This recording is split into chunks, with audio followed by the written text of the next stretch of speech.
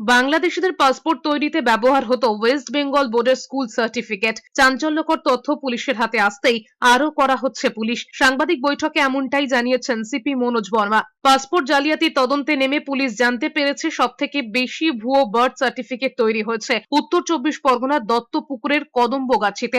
বাংলাদেশের নাগরিকদের জন্য ভুয়ো পাসপোর্ট তৈরি করার জন্য ব্যবহার করা হয়েছে ওয়েস্ট বেঙ্গল বোর্ডের স্কুল সার্টিফিকেট ও অ্যাডমিট ভোটার কার্ড। বারাসাত পুরসভা, বনগাঁ এবং কল্যাণীর ঠিকানাতেও বেশ কিছু নথি উদ্ধার হয়েছে। এরই মধ্যে পাসপোর্ট জালিয়াতি কাণ্ডে শুক্রবার কোর্টের ভৎসনার মুখে পড়েছে পুলিশ। এরপরই পাসপোর্ট ভেরিফিকেশনে নতুন নির্দেশিকার কথা জানিয়েছেন সিপি। তিনি বলেছেন, পাসপোর্ট দেওয়ার আগে সব থানার ওসিকে নোডাল অফিসারের সঙ্গে কথা বলতে হবে। ভেরিফিকেশনের সময় নির্দিষ্ট ব্যক্তির অপরাধের তথ্য, জন্ম তারিখের সঠিক তথ্য সংগ্রহ করতে হবে। একই সঙ্গে ভেরিফিকেশনের সময় পুলিশ কি ভূমিকা পালন করেছে তা নথিবদ্ধ করতে হবে। পাসপোর্ট আবেদনকারীর ঠিকানা যাচাই করেন এসিপি, ডিসিপিরা। পুরো ভেরিফিকেশন প্রক্রিয়াটাই তাদের আন্ডারে হবে। পাশাপাশি যাচাইয়ের তথ্য পোর্টালে নথিভুক্ত করতে হবে। তিনি আরো জানিয়েছেন, কলকাতায় সন্দেহভাজন বহিরাগতদের ট্র্যাক করা হচ্ছে। তার কথায় পুলিশের নজর রয়েছে বলেই গ্রেফতার হচ্ছে।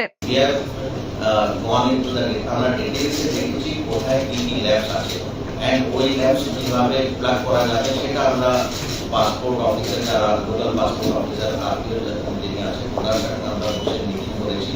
তো ওনার সাথে ওদের কাছে ওরা কি কি জানতে পেরেছে, কোথায় লুপহোল আছে সেগুলো ডিসকাস হয়েছে।